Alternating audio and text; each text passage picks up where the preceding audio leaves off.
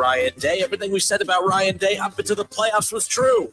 Not bad. Come on, Kenner. You can do better than that. To be fair, of all the elite quarterbacks in the NFL, Joe Burrow is the least accomplished. Getting better. 1,000,000%. I 1,000,000% believe that the Dayton Flyers are afraid of the Wright State Raiders. That's why they come up with every excuse in the book not to play them. There it is. The hottest take of them all. It's the Justin Kinner Show, presented by Frickers, live on 1410 ESPN Radio. All right, everybody, we welcome you in live here on a Tuesday, the Justin Kinner Show, presented by Frickers. Frickers, your home for fun food, sports, and spirits. Look, we're going to spend more time on college football today. We closed out the show with college football yesterday, talking, of course, about, look, Indiana last year was a feel-good story. You know, they had that Cinderella March Madness type feel to them. You never really felt like they were a true national championship contender, but by golly, it was cool seeing the mid-major caliber team, advance to that Sweet 16 Elite 8 level line, right? That's basically what we saw with Indiana last year. That's maybe not necessarily the case this year. Indiana may not be that sweet mid-major type of vibe and team as the college football when the college football playoff arrives this year. This team might be a legitimate top 5 team, to where last year it was like they were undefeated 3 months into the season. You had to do something with them. What do? You can't just keep them out of the top 5 when they're undefeated. But they had a win over Michigan. They had, obviously a lot of wins in the Big Ten before their matchup with Ohio State, which set up that top 5 matchup. But man, oh man, Indiana just might be, maybe not for real as in a favorite to win a national championship, but might be real as in a legit contender to go out there and compete with the best teams in the country. We saw it. They just beat the number 3 team in the country, Oregon, by double digits on the road this past weekend. So we'll get back into more of that coming up in a moment. I had Buckeye fans mad at me yesterday. I had multiple Buckeye fans message on the Facebook page saying that the fact that I made them agree with Shaw pissed them off. So Shaw, who says, good afternoon, ladies and gentlemen, already in the chat right there, just waiting to pounce once again. But the bottom line is, of course, Buckeye fans think that I hate the Buckeyes once again. So it is that time of year. And no, I do not hate the Buckeyes. But I do want to open up with football talk, but it's going to be on the Cincinnati Bengals side. We'll get to some college football coming up here in just a moment. The Cincinnati Bengals are in a very, very weird spot because there's so many teams who are mathematically still in the playoff conversation, but realistically, are they? As I talked about, the Cincinnati Bengals are 2-4. All right. You have the Denver Broncos who are 4-2 in that final playoff spot in the AFC. But as we've talked about the last couple of days and even in the last week, there are teams who are currently right now in the playoff picture that I don't really know who they are yet. Denver's 4-2. I know who they were supposed to be, but I also know what they've looked like, but I also see their record, so they're very confusing. Buffalo, I thought, was the best team in the AFC. They started out 4-0, but they've lost back-to-back. I know what they're supposed to be. I know what they look like to start, but I know what they've looked like the last 2 weeks. I don't know what to make of them. The Patriots are 4-2. I need to see more from them. Drake May has looked pretty dang good, right? And obviously, Mike Vrabel's done a good job of turning that franchise around since becoming the head coach there after all the success that he had in Tennessee. So good for him. But the Patriots, I need to see more. Somebody has to win that division, and if the Bills aren't as good as we thought, it very well could be the Patriots to put it into that Bills run. The Chargers are super beat up. I think they're for real. They're 4-2, even with all the injuries. So as they get more and healthy as the season goes on, as they get their offensive line piece back together, that run game gets better. They get Quentin Johnson and some of their pass catchers back. Yes, Quentin Johnson, who I had checked out on early in his career, especially with how bad his rookie season was. He's been pretty solid when he's been healthy and out there as of late. We'll see if he can get healthy and stay out there. The Steelers, I think we'll find out on Thursday, even with the win over a bad Bengals team, if they're for real or not. So they're able to sustain this and keep it going. They're very good at getting out to these hot starts, but being able to sustain it has been their problem throughout the Mike Tomlin run over the last 10 years. We'll see if they can keep that going. And then the question mark about the Colts as we sit here right now. I don't know what to make of the Colts. I mean, we said it yesterday. They have a lot of the Vikings feel from last year, where they're kind of catching everybody by surprise. It's a feel-good story watching Daniel Jones, who everyone had kind of cast off to the side. He got that $40 million contract with the Giants, which I thought was a massive overpay. And based on his performance in New York, it definitely was a massive overpay. But he looks like a quarterback so far, 6 games into the season. The Colts are 5-1. He looks like a $40 million quarterback. He looks better than a $40 million quarterback as we currently sit here right now. You have Daniel Jones, who's already thrown for 1,500 yards. He's already thrown 8 touchdowns. All right. You have Jonathan Taylor, who's already 6 games into the season, averaging 100+ yards a game, 600 yards and 7 touchdowns. We have Daniel Jones, who's thrown for 8 touchdowns, and Jonathan Taylor, who's rushed for 7 touchdowns. The Colts, I think, are very much for real right now, and I am going to start to buy into them. I love Tyler Warren, the rookie tight end. That was a huge get for them in the draft. But man, oh man, they stuck to their guns. They didn't move on from Jonathan Taylor like a lot of people wanted them to kind of reload on some draft picks to kind of start this thing over. But they took a chance on Daniel Jones, sticking with him or choosing to go with him over Anthony Richardson.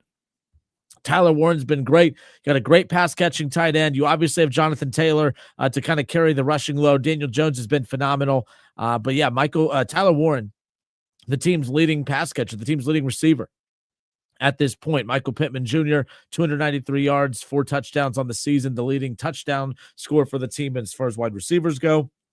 So I say all of this to get to the point about the Cincinnati Bengals. Who are they? Are they for real? How much more do we have to see? Because the sand in the hourglass is starting to wind down a little bit, starting to run out of time. And what I mean by that is the trade deadline coming up. It's not like you're eliminated from the playoffs in week 8, but week 8 is the last week with the trade deadline. We're already heading into week 7. There's 2 more weeks. I feel like the Cincinnati Bengals this Thursday night are playing for the future of Trey Hendrickson in Cincinnati. Think about this. All the drama that the Bengals had to face with Trey Hendrickson in the offseason, the last 2 off seasons.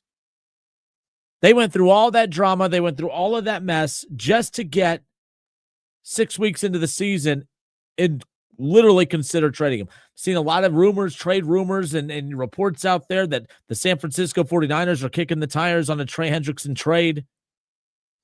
And a lot of teams out there are kicking the tires on a potential trade for Trey Hendrickson. Look, the Bengals have no intentions of extending him past this season. I've said it before. I'm not an anti-Trey Hendrickson guy. I just didn't think he had a lot of leverage. They have been one of the worst defenses in the NFL with him. And you could say, well, how bad will they be without him? They'll still be one of the worst defenses in the NFL without him. So if that 30 to 35 to 40 mil a year that he's going to pursue just gets you a really talented defensive player on a bad defense, when you could use that 40 mil a year to maybe bring in 2 or 3 good defensive players, I think you got to start looking that route. I think you got to literally start considering that. And at the same time, you're not going to plug all of your holes through free agency. You have to hit in the draft. At some point, these draft picks have to hit for Cincinnati. So you look at this Trey Hendrickson deal, I think it would be malpractice for a team that has so many holes, for a team that has so many needs. You have so many needs on your offensive line. You need a spark in your run game. You need a run game, right? You need a defense. This team can't run. They can't block. They can't defend. They have so many holes that they have to try to plug in the draft and free agency, and they don't draft well. And they don't spend a lot in free agency, so something's got to give. It would be malpractice to me for the Cincinnati Bengals to be sitting on something as valuable as Trey Hendrickson. If they lose on Thursday night, I think they need to be – I think everyone that needs a pass rusher needs to be on the phone with the Cincinnati Bengals starting now and be prepared to make the best offer come Thursday night if they lose to the Steelers. If I'm the Cincinnati Bengals, I keep Trey Hendrickson through Thursday, obviously. But if the Bengals lose on Thursday night, I think Trey Hendrickson's time in Cincinnati needs to be done. I think it needs to come to an end. And I think it would be beneficial to him to send him to a contender, and it would be beneficial to the Bengals to get the trade haul that they would get back in return. Now, it will not be as impressive as a trade haul as you would imagine.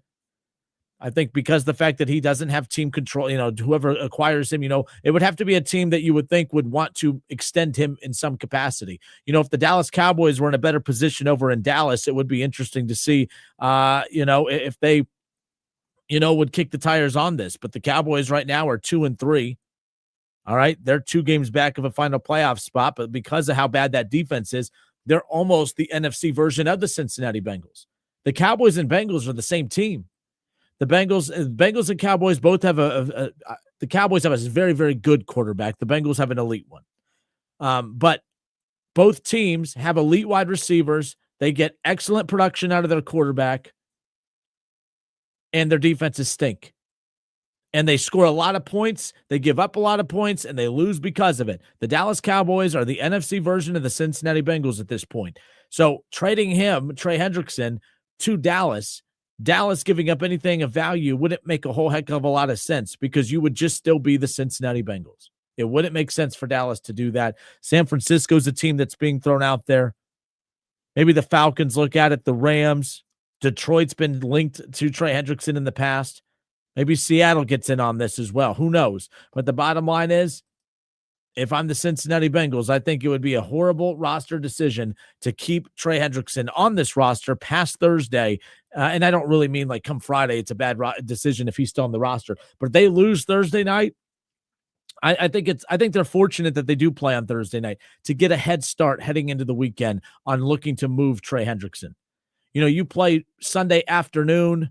You're a couple days later, that's less time to get. I think you get to kind of look around the league a little bit, see what's out there, get on the phones, take your time, and get the best deal possible for Trey Hendrickson. But if they win, maybe you can push it back a little bit. Maybe you make a decision a little bit later. But I am curious, Bengals fans, 937-518-1410. We're live on the Justin Kinner Show Facebook page.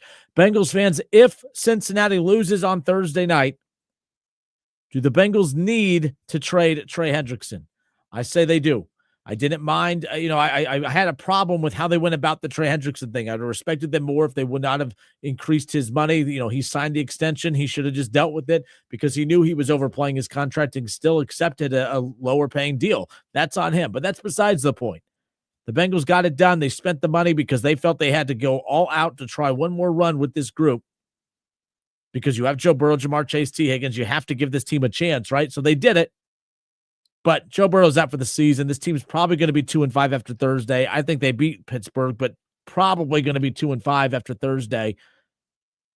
They need to trade Trey Hendrickson. What say you? 937-518-1410. The hotline's open to you. We'll take your calls when we come back. Should the Cincinnati Bengals trade Trey Hendrickson if they lose Thursday night? We'll get to all of that when we come back. The Justin Kinner Show presented by Frickers, your home for fun food, sports, and spirits.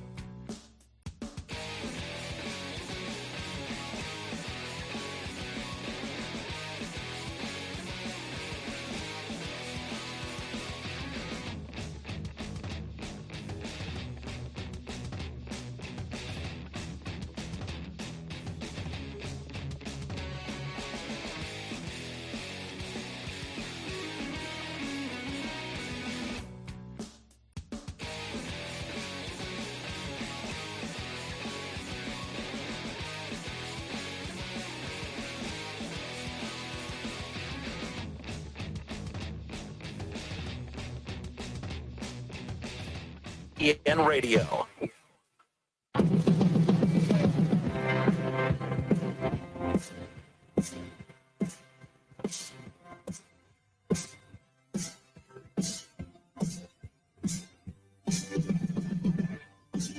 All right, and we are back. Coming up on Thursday, 8:15 is the kickoff time between the Cincinnati Bengals and the Pittsburgh Steelers. Cincinnati at home, Pittsburgh a 5.5-point favorite on the road. Pittsburgh 4-1 on the year, sitting atop the AFC North. And honestly, if they do beat Cincinnati on Thursday with the Ravens only having one win on the season at this point, I mean, it would take a lot for the Steelers to not win this division at this point. But we also know that things can get really chaotic down the stretch because the Ravens are going to get healthier, and the Steelers always seem to cave and plummet as the season progresses. So we'll see with a veteran quarterback like Aaron Rodgers, if he still has enough in the tank, and I'd say he does. I mean, already almost 1,100 yards, 10 touchdowns on the season, 5 games in.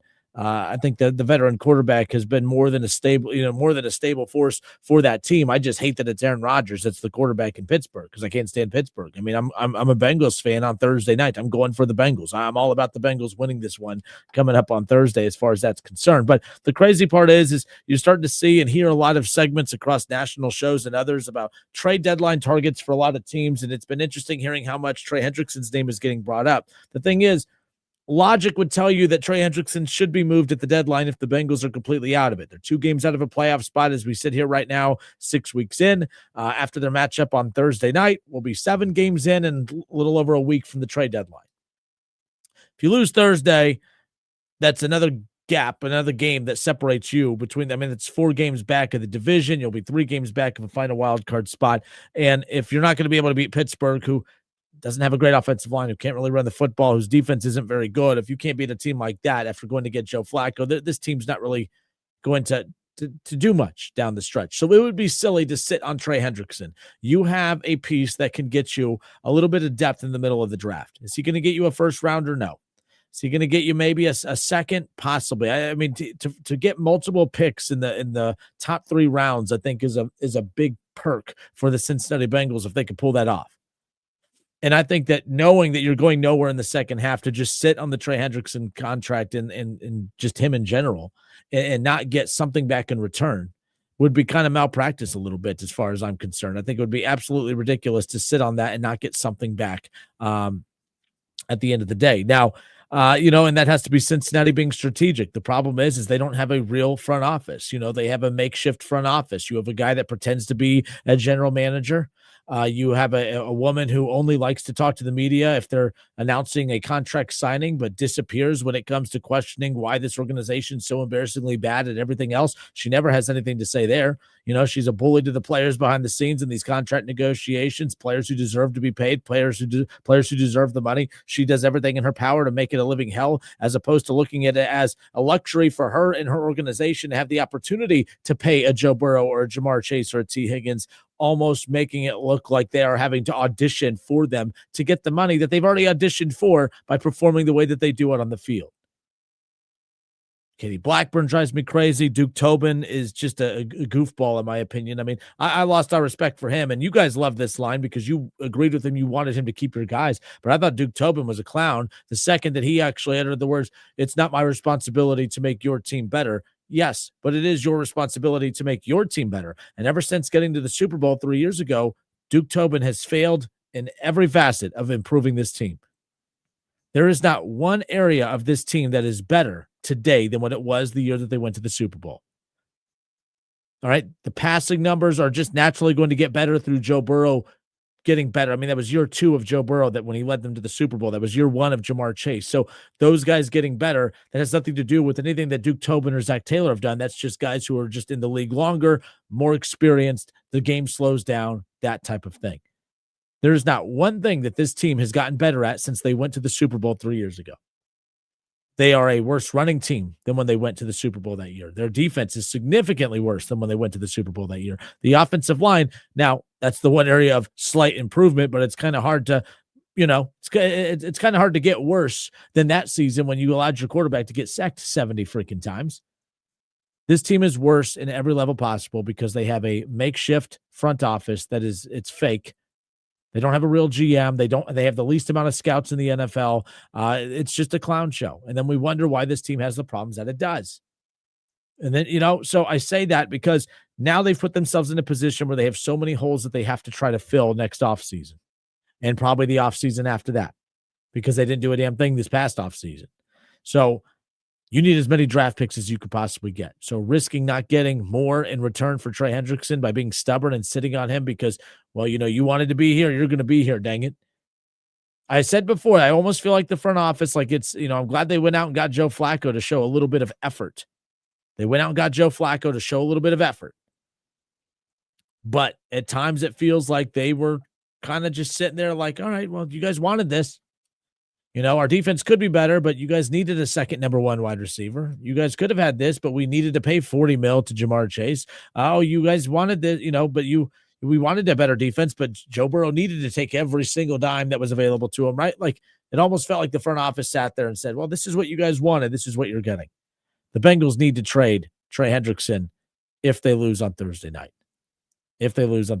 Blake Longfellow, he's tuning in on the Facebook page. He says, I would trade him and Wilson. You would trade him and Logan Wilson, it sounds like. And who else am I missing? Who else would you put on that trade meter? When you're at that defense, it sounds crazy moving on from Logan Wilson, but at the same time, it's just one of those things where that defense is so bad. I don't think anyone's untouchable. I think you have to strip this down to the studs. I think you have to really look at this and try to make a decision on what's best for the future of the organization. And I think right now anyone should be on that trade block as far as that's concerned. The problem is I don't think there's a whole lot of guys with value. Like Logan Wilson's okay. I think they get something for him. I don't think he's great though. Trey Hendrickson is your best bet to get any kind of quality return. But because, you don't have team control of him past this season, there's not a whole lot of value there either. So you're basically just giving up a rent. You're trying to send your rental to be a rental somewhere else, unless one of those teams wants to give Trey Hendrickson that extension. Ron Howard says, if the Browns wanted to improve, Ron, we're not talking about the Browns right now. We'll get to my embarrassing Browns in a moment. We're talking about the Bengals. Stay focused. I struggle staying focused. You stay focused, nonetheless. But if the Bengals lose on Thursday, which they are a 5.5-point dog at home, they would be 2-5. The Steelers would improve to 5-1. They would have a commanding lead on the AFC North, and we're not even at the halfway point, which is wild. And the Bengals would be 3 games out of a playoff spot. With these games coming up ahead, after they play the Steelers, they'll have the Jets and the Bears and the Steelers again. The Patriots look legitimate. All right. The Ravens will be healthy by then. They'll be at Buffalo. You'll get the Ravens once again. I'm trying to figure out where these wins are going to come from as they sit here at 2-4. I think they have a good chance to beat Pittsburgh on Thursday because I think this is going to be the last spirited effort by this team. I think the Bengals season could get ugly after Thursday if they don't find a way to win. If they don't find a way to win on Thursday, I think it goes back to looking like it did against the Vikings, Broncos, and Lions, where this team just came out lifeless.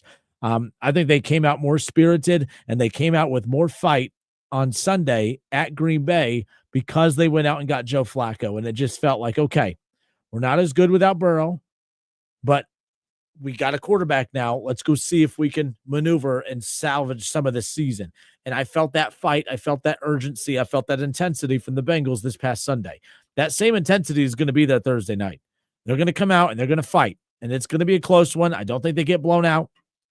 I think, if they lose, it'll be a close one, but they're going to have a chance to win this game on Thursday. If they lose this game on Thursday, now you're in danger of potentially being the team to give the Jets their first win of the season on October 26th.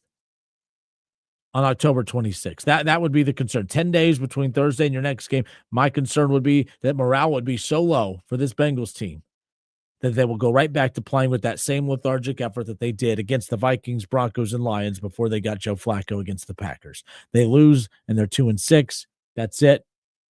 They're folding up the tent, and it's just going to be a very bumpy ride the rest of the way. This Thursday, if they win, doesn't guarantee they're making the playoffs. But they win Thursday, they keep the season alive, they extend it a bit, you keep Trey Hendrickson, and you continue to battle because I'm not convinced about any of the teams competing for those final couple wild card spots. I'm not sold on any of those teams yet. I'm not sold on any of them yet. But you lose again, that's going to make it pretty dang difficult to compete the rest of the way. You'll have to trade Trey Hendrickson at that point. Treg says, all said the AFC North is wildly terrible by injuries, but the division leader at the end of the year could be interesting. I mean, like right now, the Ravens, the problem is the Ravens could end up returning to playing some really good football. The Ravens could just end up looking like what the Bengals have looked like the last year, where they got out to such a slow start, but ended up looking like one of the best teams in football by the end. I could see the Ravens turning it around, but the problem is they're running out of time. The Baltimore Ravens, as we sit here right now, they're right there at the bottom with the Dolphins, the Browns, the Titans, and the Jets as one or no win teams right now. Baltimore, if they do get Lamar Jackson back soon, they have a bye week this week. It sets up a must win against the Bears on October 26th. But they lose that game against the Bears. Now you're 1-6. That season's over, and they have no shot at that point. So we'll see. But the Steelers, I also don't trust down the stretch, as we've talked about. So nonetheless. All right. Justin Kenner with you here, Dayton's ESPN Radio, 1410 Wing AM. We'll continue on with some NFL talk down the stretch here as we'll keep an eye on that. But yeah, the Bengals, their season's on the line, and I fear a loss on Thursday could allow things to spiral back out of control either way. All right, we'll step away for a few moments. Let's get back into the college football conversation that we had to close out yesterday's show. Ohio State's the number one team in the country, but if the playoff poll came out today, based on how we know these polls are put together, it's not about the best team, it's about the best resume. How confident are you that Ohio State would actually have a better resume than Indiana? That's the question we'll discuss when we come back. It's the Justin Kinner Show. More when we return.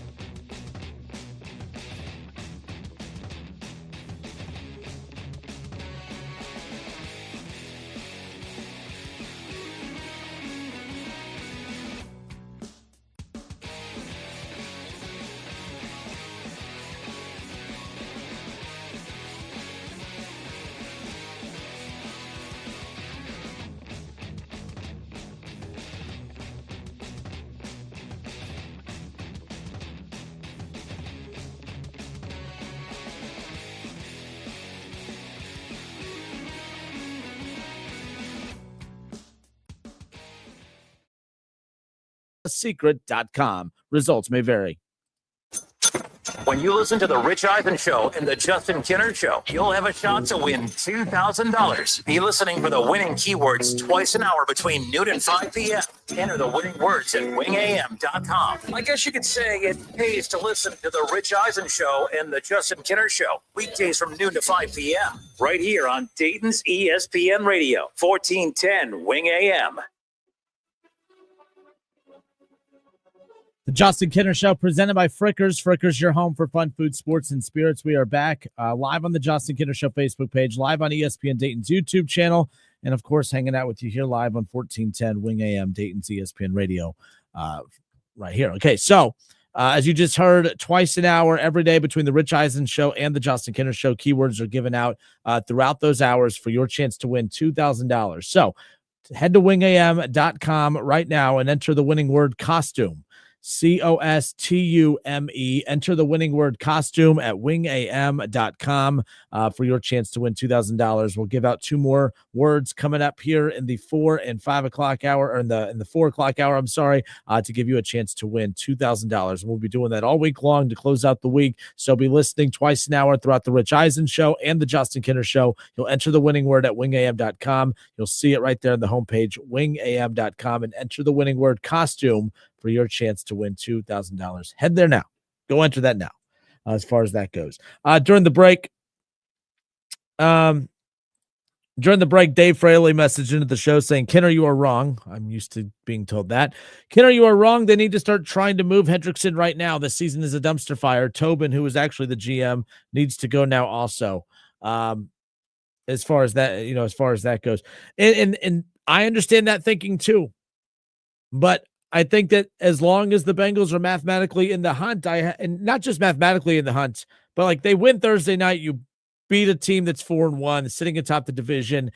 The Bengals front office will then calculate that, or at least look at that and say, well, we got obviously Joe Flacco. We didn't beat Green Bay, but man, we looked like right there. We were right there with Green Bay after getting a more stable quarterback. Maybe we do have something we could work with here. The bottom of the AFC is very messy. There's nothing that is, locked in right there. I could see them giving this a little bit more time. I could see them not moving on from Trey Hendrickson. Then there's the Bengals fans like Dave, who is saying it doesn't matter. This season's a dumpster fire. They need to move on from Hendrickson right now. That's the pulse that I'm trying to get from you Bengals fans, is what is the right move? If they win Thursday and move on from Hendrickson, I'm going to be on the side of Bengals fans who are upset with the move. If they lose on Thursday and don't trade Hendrickson, I'm going to be on the side of the Bengals fans who are upset with that approach as well. The one factor I have not considered is the one that Dave Fraley just brought up on the Facebook page. What if the Bengals win Thursday night, improve to 3-4, and still end up trading Trey Hendrickson next week? What will the reaction to that be? I still would find it warranted and justified. I think that, the only way you keep him is if you think you have a chance to win a Super Bowl. Guys, this team isn't winning a Super Bowl. So I would understand the front office's approach to say, let's move on from him. But, it's like you're not making the playoffs without him. And you could say, well, there's no way in hell you're making it with him. I get that. But moving on from your only elite player on that side of the ball while you're still mathematically in the hunt is a little worrisome to me. They lose Thursday, I have no problem with it. I think that it needs to happen. They lose Thursday, Trey Hendrickson should not play another game in Cincinnati after Thursday night if they lose. But there's a good chance that they could win Thursday and still move on from them either way. Either way. So Ron Howard says wild cards will come from the AFC West and the AFC East. I mean, this very well could be a year, in a stretch where we are so used to seeing multiple AFC North teams make the playoffs. This could be a year where it's only one. It could be a season where we only get one team out of the AFC North to get to the postseason, and that'll be the division winner. Because if Cincinnati loses on Thursday, that would put them at 2-5. All right, the Browns have the Dolphins coming up. Let's say they win. They're also 2-5. And, let's say Baltimore gets a win. They're not going to win this weekend because they have a bye week, but let's say they beat Chicago coming out. Now you have second, third, and fourth place in that division all at 2-5. I don't think any of those teams are making the postseason at that point. I don't think any of them are making the postseason at that point, especially if you have three teams in the North who are all 2-5. 7 weeks in, and the division leader is the Steelers at 5-1. Yeah, and they have a bye week coming up, around the corner as well. I don't see anyone else outside of the Steelers making the postseason at that point. And even if another team does make the postseason, that means someone came roaring back to surpass the Steelers, and that means the Steelers cooled off enough to miss the playoffs. So, yeah, Ron, I don't see the North putting more than one team into the postseason with the way things have transpired just 6-7 weeks into the year, no doubt about it. So, we shall see. But yeah, we'll continue on with this conversation when it comes to the Cincinnati Bengals real quick. I want to start the hour. We'll start the 4:00 hour with the college football conversation. I'm sorry. We're going to push that back just a bit. There's still 13 minutes left in this hour, so make sure you head to wingam.com, enter the word costume for your chance to win $2,000, by the way. Again, the Rich Eisen Show and the Justin Kinner Show, every hour you'll have multiple chances to win $2,000, so be listening for those words. Costume is the word you're going to enter right now. Let's stay in the NFL quick. A lot of weird things happening around the NFL. I mean, really, college football and the NFL. Coaches, this is that boiling point where coaches are starting to lose their jobs now. I'm not a huge fan of coaches losing their job in the middle of a season, but sometimes it's needed. Callahan, the former offensive coordinator of the Bengals, who left to take the Titans job, is no longer the Titans head coach. He was fired. So the Titans, who have been just a train wreck as well, could never really get it going. I mean, they obviously drafted Cam Ward, who has showed a lot of promise, actually. He looks very solid for a rookie, but the Titans are 1-5, and it's just getting worse and worse by the week. They lose to the Raiders 20-10.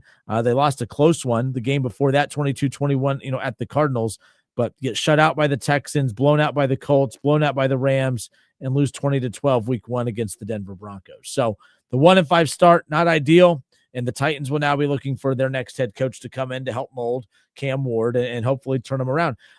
Look, they were talking a lot about all these quarterbacks who have been drafted and having their head coach fired in the first year that they're there. You look at the fact that Cam Ward, as a rookie, already they're moving on from his head coach. And people criticizing the organization, saying that just stunts the growth of these young quarterbacks when this is constantly happening. We've seen it happen to other rookie quarterbacks who have had their head coach fired and taken away, right away in the middle of their rookie season. We saw it happen, of course, with Urban Meyer in Jacksonville, right? Trevor Lawrence as a rookie back in 2021, Urban Meyer fired, 2 months into the season. Bryce Young in 2023, with Frank Reich over in Carolina, he has his head coach fired at the beginning of the season. Caleb Williams last year, number 1 overall pick, having his head coach fired. Cam Ward now with Brian Callahan being fired, added to that list. For the last 5 years, the number 1 overall pick that is quarterback ends up having his head coach fired in the middle of a season. And then we wonder why these guys have their growth stunted in the NFL. While we're here, I do want to pick up with this. I want to focus on this real quick. Okay. I got ripped for a take I had last year before about the NFL draft. I'm not a fan of rewarding losing. I hate the fact that, we're watching a very bad Bengals team and a very bad Browns team, and yet somehow, some way, it's going to pay to be bad. The Browns, who have made just so many horrific front office decisions over the last couple of years, they're going to be rewarded for it with a super high draft pick, and they have 2 draft picks this upcoming draft.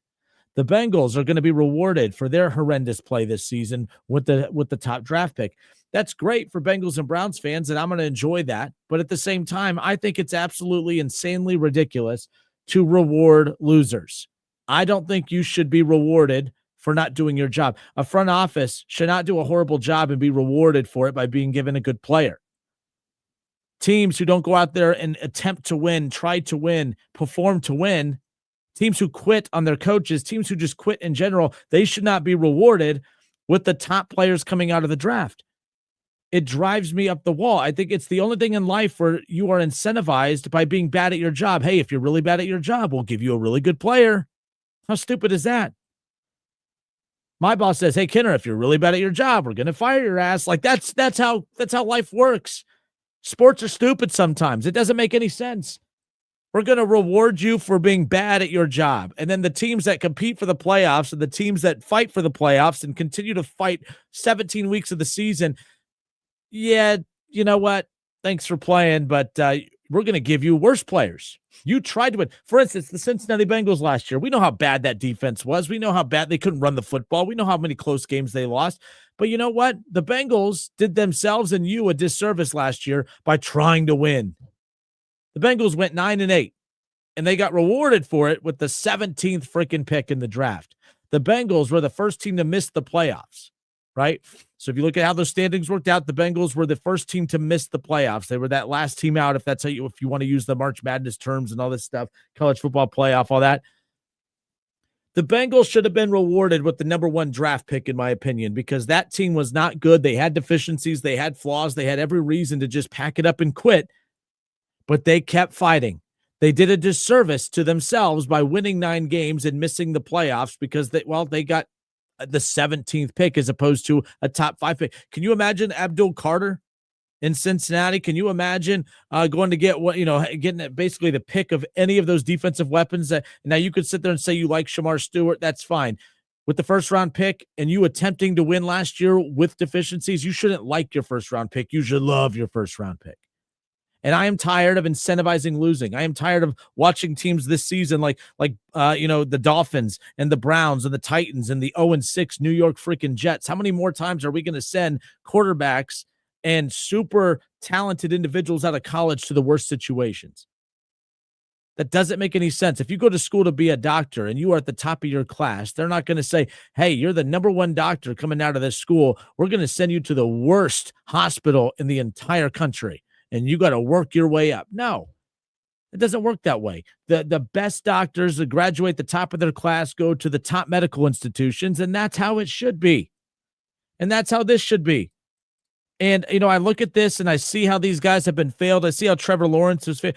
Trevor Lawrence goes to a bad Jacksonville Jaguars organization, a bad organization who I love Urban Meyer, but my goodness, that was a train wreck. Frank Reich, Bryce Young, his coach gets fired. Carolina is constantly looking and blaming the quarterback, blaming the coaches. They're just poorly run. The Browns are poorly run. The Bengals, they're not constantly looking for a quarterback, but they're just poorly run because they can't get anything else. The Titans are poorly run. And this cycle is going to continue. The top quarterbacks in the draft will go to the Jets, and it'll continue. Sam Darnold, is thriving right now in the NFL. He did it last year with the Vikings. I said I need to see it more than one season to believe in him again. I'm believing in it. He's looking very, very good in Seattle. Right? Baker Mayfield. He goes to Cleveland. I love Baker Mayfield. I love Cleveland. I also know it didn't work in Cleveland, but why is it working now? Because he's not in Cleveland, and he's with the Tampa Bay Buccaneers. It's a very good organization. They draft well. I mean, they lost Tom Brady and didn't really miss a beat. Are they a Super Bowl contender? They are now. But they didn't, you know what I mean? Like they restructured and they rebuilt quickly. They're a well-run organization. I think that you need to reward winning to prevent the Trevor Lawrences of the world from, Trevor Lawrence was supposed to be a generational talent. Trevor Lawrence was supposed to, I remember after he won that national championship as a freshman, a true freshman. Remember, Kelly Bryant was the starting quarterback. They were 4-0 at Clemson that year. They had just made the playoffs the year before. They were undefeated. Top 5 team in the country. They benched Kelly Bryant because they just knew that Trevor Lawrence was better, and he went on to win a national championship. They said he would have been the number 1 pick that year coming out, and he had to play 2 more. That's how promising of a talent he was. He comes out to Jacksonville. Trevor Lawrence is just a very underwhelming NFL quarterback because he's in Jacksonville. Bryce Young looked unbelievable at Alabama. Maybe he's better in San Francisco or elsewhere if he's in a better system and with a better coach and just a better structure. Bryce Young is drowning over in Carolina. Although Carolina winning some games right now, but I don't think anyone's sold on Bryce Young. Caleb Williams has been a disaster. Now, to be fair, I think Caleb Williams is overrated. I never bought into the Caleb Williams thing. I think he's a goofball. I'm not a big Caleb Williams guy to begin with, but Caleb Williams was another generational talent. And look, we're doing this thing where, I don't understand this. I've never heard of this. Caleb Williams is the only quarterback I know that got 2 rookie seasons because, that was so bad his first year that this is technically his real rookie season. No, You know what I mean? Like, it doesn't work that way, but it works that way for him. And Cam Ward, it's going to be viewed as the same way. Stop sending these top quarterback prospects out of college to the worst situations possible and expecting them to work magic. What Joe Burrow did in Cincinnati, as much as I bag on him, it's unbelievable what Joe Burrow technically was able to do at Cincinnati. When you really think about it, they were a 2-win team. You get Joe Burrow, you win 4 games, and they would have probably won more, but he goes out in week 11 against the Washington football team at the time. And then they win only 4 games that year. They get Jamar Chase, right? But like the way that they turned that around, that doesn't happen often, especially a bad organization like Cincinnati. That doesn't happen often. That's the exception to the rule, because every other story is the Trevor Lawrences, the Bryce Youngs, the Caleb Williams, and this year's version of Cam Ward. Ron, thank you. Well, Daniel Jones wasn't the number 1 overall pick, but yes, taking the best quarterbacks in college and sending them to the worst situations possible, and then wondering why aren't these guys working out in the NFL? They look so promising in college. Stop sending them to the worst situations possible. In my opinion, as I've stated before, and I know I've got ripped for this take many, many times, I think that the way the draft should work, I think that the number 1 pick should go to the first team that missed the playoffs. The first team that missed the playoffs is the team that should get the number 1 overall pick. And the reason is, if you want to look back at last year, that team was, I said it was the Bengals last year. It was the Seahawks, but it doesn't matter. So the Seattle Seahawks would have had the number 1 overall pick last year. And guess what? Seattle would get Cam Ward. Seattle would have had Cam Ward. That would have been phenomenal for Cam Ward to go to Seattle with that well-run organization, as opposed to the dumpster fire that's over in Tennessee. And how much better would Cam Ward be? Now, Seattle went out and paid for Sam Darnold, and Seattle's solid this season. That's great, but they wouldn't have had to pay that money because they would have drafted Cam Ward, and they would have been rewarded for trying to compete and win last year. Seattle won 10 games last year and missed the playoffs last year. That's crazy.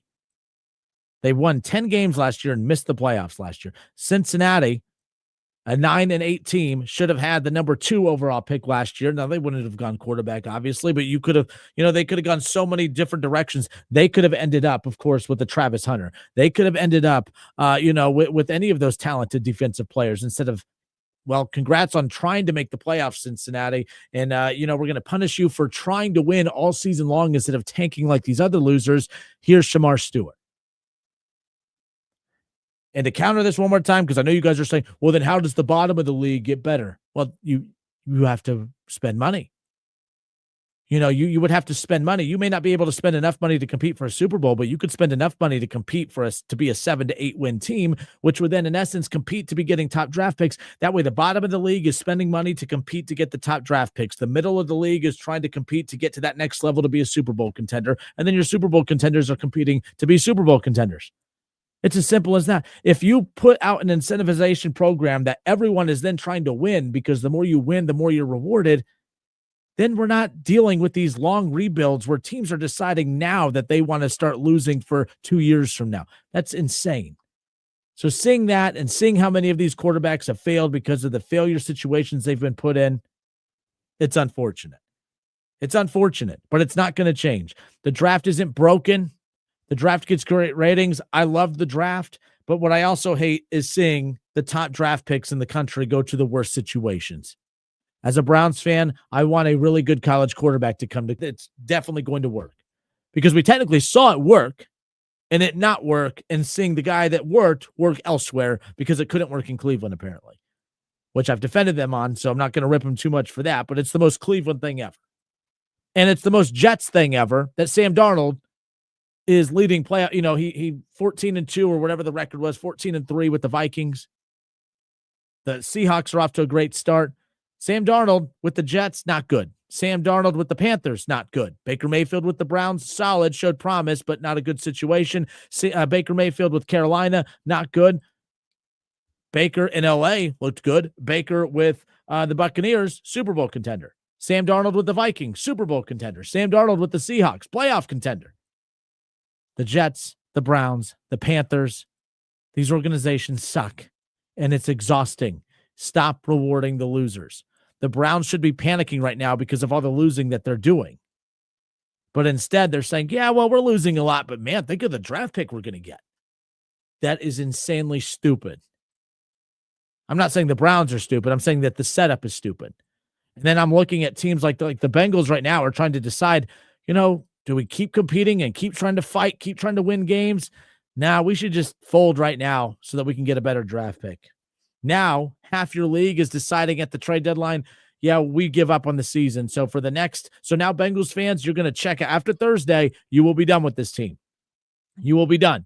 You'll watch because you're a fan, but you're not going to be in love with the team. It's not going to be, oh my God, I can't go to my friend's kid's birthday party because the Bengals are on that day. You're going to be like, thank God for that friend's kid's birthday party that day, so I don't have to watch this mess.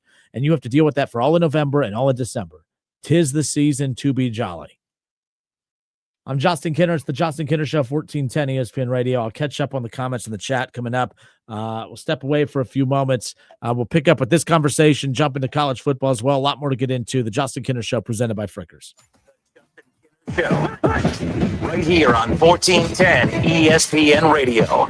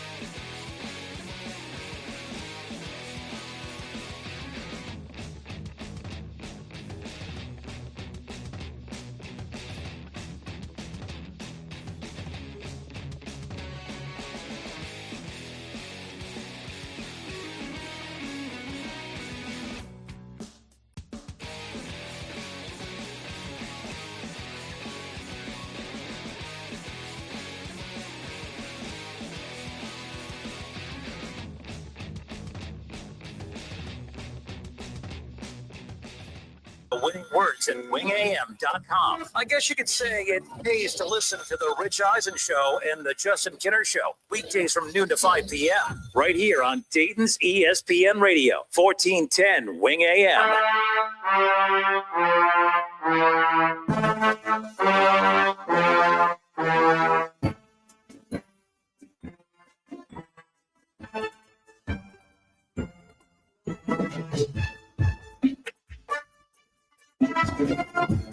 It pays to listen to the Rich Eisen Show and the Justin Kinner Show weekdays from noon to 5. Be listening from noon to 5 every day during the Rich Eisen Show and the Justin Kinner Show. 2 times an hour, you'll have a chance to win $2,000 on our show. We'll give it to you once live on the show, and then during one of the commercial breaks. So make sure you're listening for that winning word throughout the day. So for this hour, head to wingam.com and enter the word movie. Enter movie at wingam.com for your chance to win $2,000. Enter the winning word movie at wingam.com and be listening for the second word coming up here around the corner. We'll get to that coming up here shortly, so keep that in mind. But the winning word movie, enter that at wingam.com for your chance to win $2,000. So keep that in mind. All right. Let's see. 937-518-1410. That's the number to call and jump in on the conversation. So we were just talking right now about, it's wild. The graphic that popped up on social media this week. I think a lot of you saw it just with Callahan, the former offensive coordinator for the Cincinnati Bengals,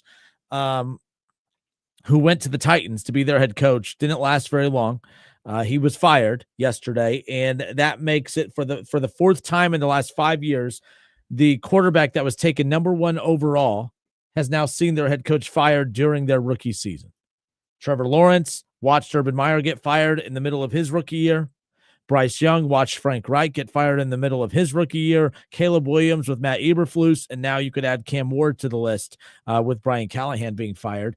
And it's just it's a wonder why. And then it's like it sets these guys up to just be ridiculed by media, smaller media like me, national media like ESPN and others.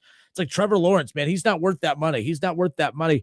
Well, think about like college. I mean, how fantastic he was. The NFL, that's supposed to be where you go for your talent to blossom, and then to have it just completely railroaded by a bad organization, a bad coaching hire, a bad decision in general. Like, it just didn't work with Urban Meyer. Didn't work with Frank Reich and Bryce Young. Matt Eberflus was not the right guy. And by the way, it's not like, oh man, it's unfortunate that they had the wrong coach in place, but the Jacksonville Jaguars are known for their losing and bad decisions, right? You look at the Panthers. Jake Delhomme, that was the last time that team was any damn good. Jake Delhomme, right? The best thing about the Panthers since Jake Delhomme was Christian McCaffrey, and all of his success has come with the 49ers getting to a Super Bowl.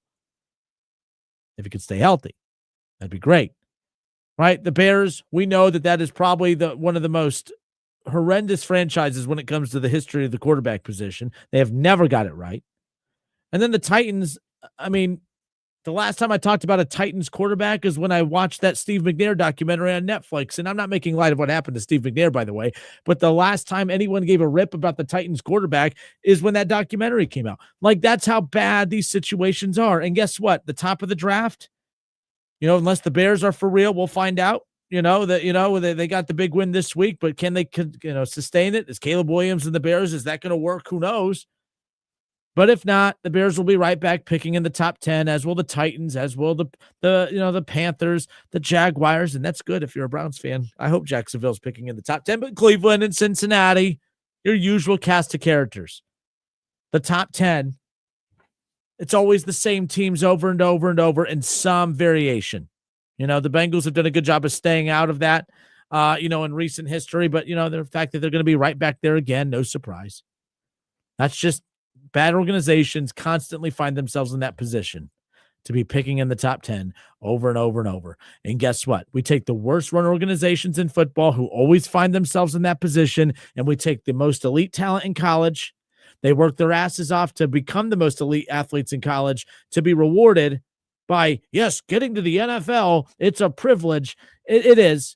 But at a certain point, don't you think as a league, you would like to maybe change up the setup to maybe allow these talents coming in to flourish a little more? to not just be good individual performers as a rookie, but to be good individual performers that's contributing towards a playoff push and not having to, I mean, this is their rookie year. It's Cam Ward's rookie year, but we're going to do the same thing with him that we did with Caleb Williams, where next year it's going to be, well, next year will really count as his rookie year because he has a good head coach. Like the garbage I'm hearing with Caleb Williams. Whatever, man.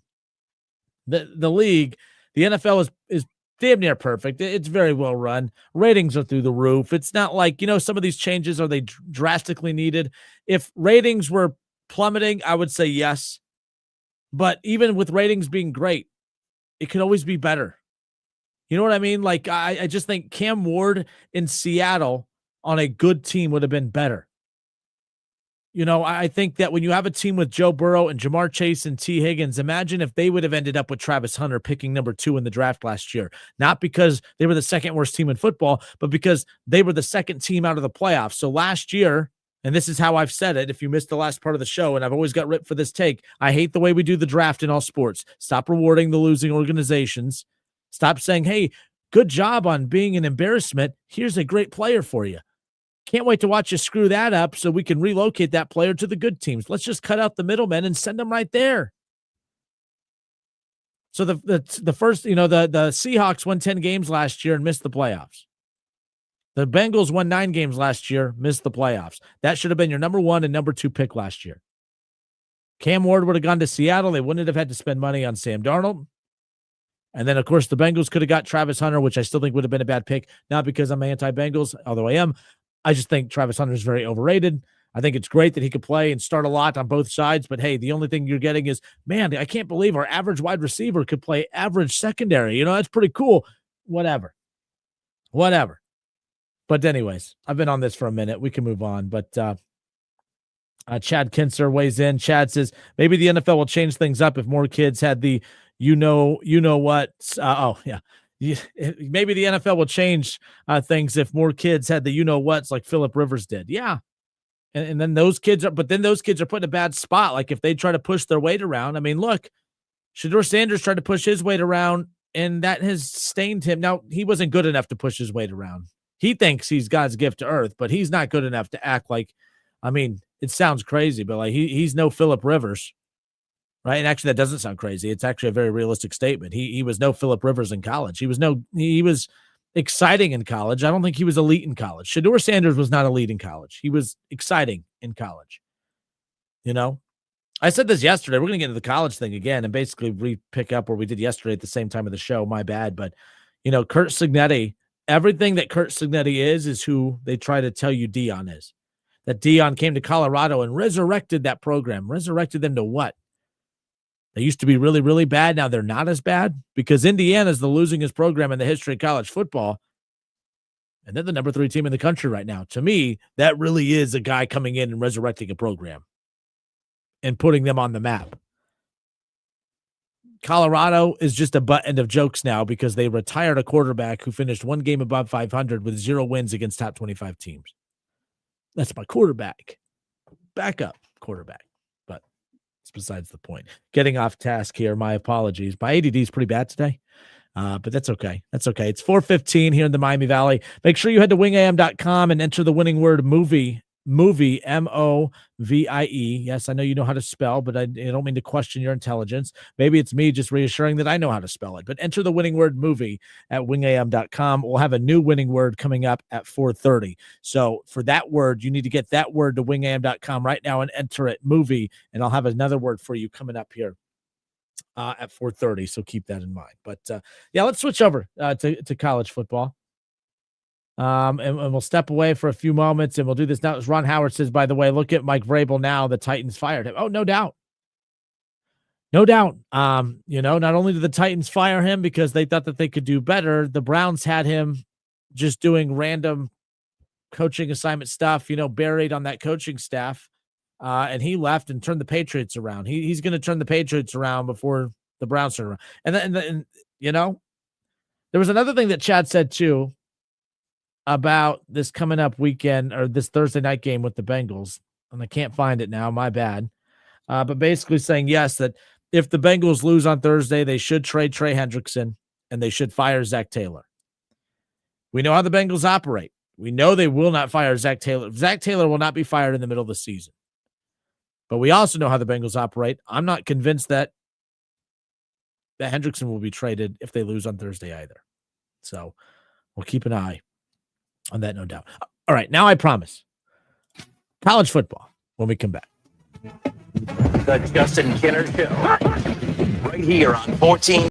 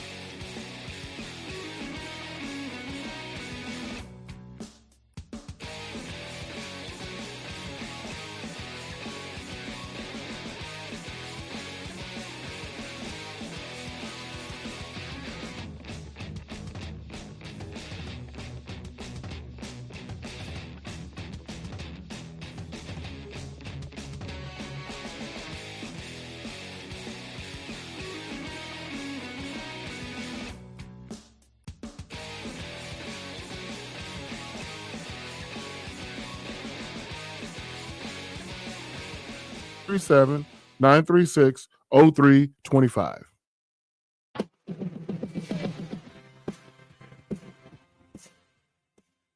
Head to wingam.com, enter the winning word movie for your chance to win $2,000. We'll have another word. We'll have another separate word and another chance for you to win $2,000 coming up here in just about 10 minutes. So keep it locked in here for your chance to win $2,000 all week long. Again, it pays to listen to the Rich Eisen Show and the Justin Kinner Show every day, all the way through Friday from noon to 5, the 3 hours with the Rich Eisen, the couple hours with my show. Be listening throughout those hours, and you'll have multiple chances throughout each hour to win $2,000. So keep an ear out for those. So there's that. Enter movie at wingam.com. All right.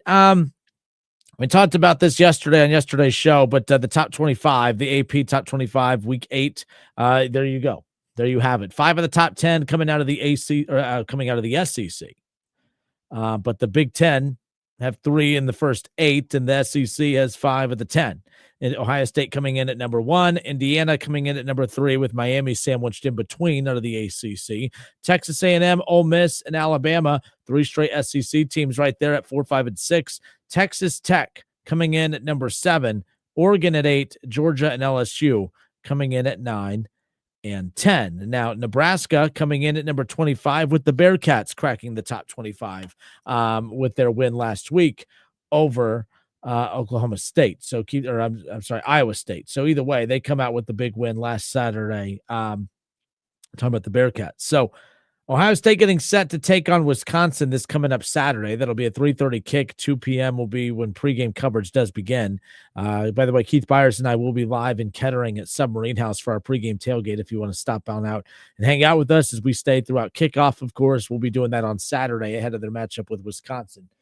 But obviously, of all the good teams in the Big Ten, Wisconsin's not one of those. You're taking a look at this top 25 right here.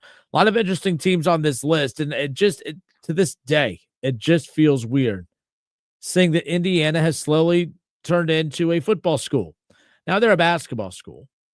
They're always going to be viewed as a basketball school, but Kurt Cignetti is doing everything in his power to make sure that you view them as something different. Now, with the Penn State job that opened up, okay, and by the way, Jason Fitz was supposed to be on today's show. He's going to be on with us tomorrow. They had some taping stuff that they had to do today, so he shot me a note. He'll be on with us tomorrow.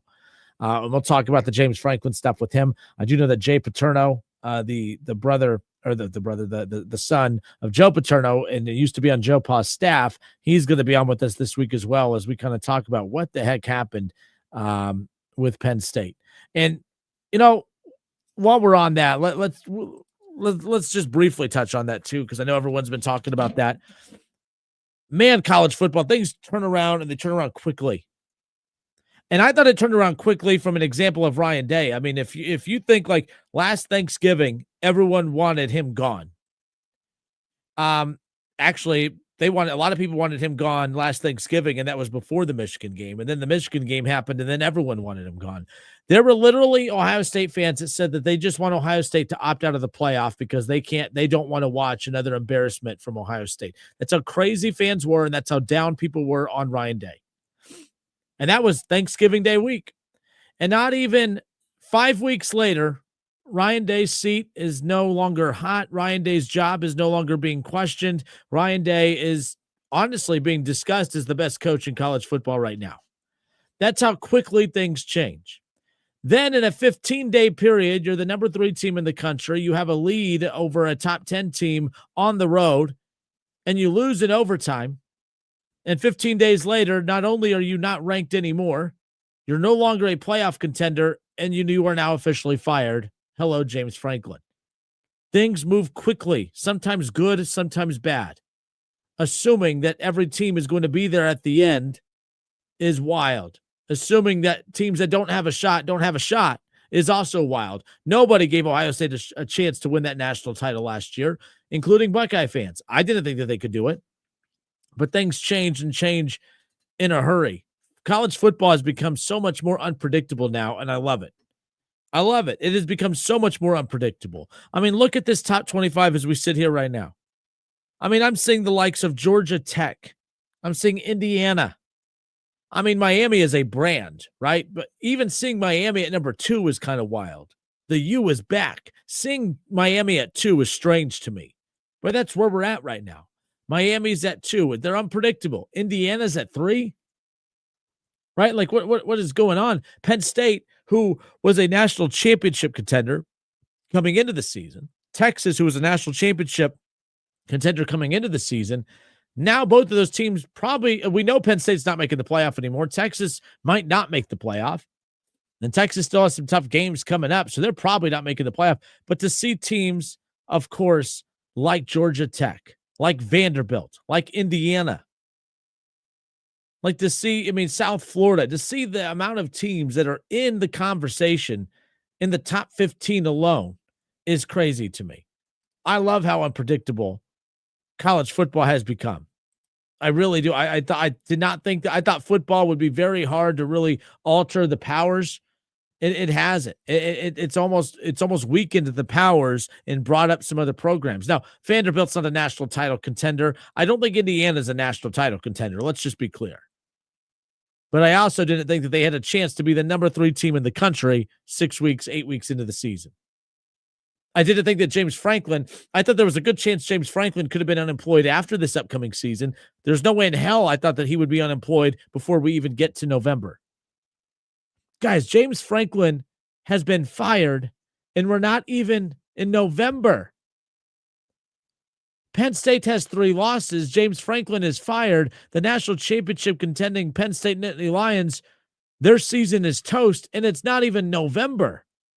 Things in college football, they move fast now. Sometimes good, sometimes bad. Kalen DeBoer, we were waiting for some rich Alabama donor to just pay for the buyout after that loss to Florida State. Bad loss, by the way. Not a good one. And it started to look like an okay, forgivable loss for a minute, but it's still bad. Everyone wanted him gone. Alabama has been very, very good ever since. Things move quickly in college football. It's just wild to me when it's all said and done, the narratives that constantly are forced upon us. Arch Manning, by the way, is in every underwear commercial. He's in every car commercial. He's in every random commercial that you could think of with all his endorsements and NIL money. He has everything. Never would have guessed coming into the year that he'd be one of the worst starting quarterbacks in the SEC. But statistically, he's a bottom 5 quarterback in the SEC. Never would have saw that coming. Things move quickly. It also would not surprise me if all of a sudden something clicks, Texas's offense takes off, and he does look the part. Things move quickly in college football.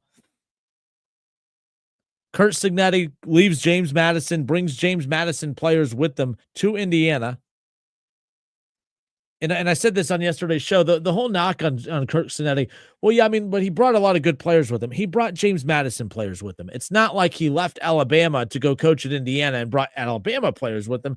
He left James Madison and competed in the Big Ten, made the playoffs out of the Big Ten with James Madison players. Yeah, I think that guy can coach. I think that guy can evaluate talent.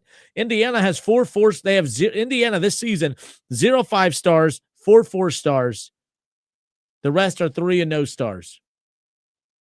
But the only number that matters is the fact that they are the number 3 team in the country right now. They're undefeated, and they just went on the road to face the then number 3 team in the country and beat them by double digits at their place. Things move quick. College football is fun.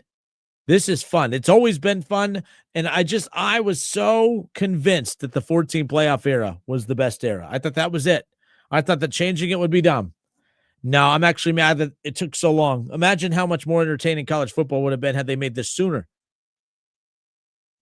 But I have no clue. Like, we think we know. Just like any sport, any season. So Ohio State, yes, national championship favorite. Miami's a national we could see Ohio State and Miami in the national championship. How cool would that be?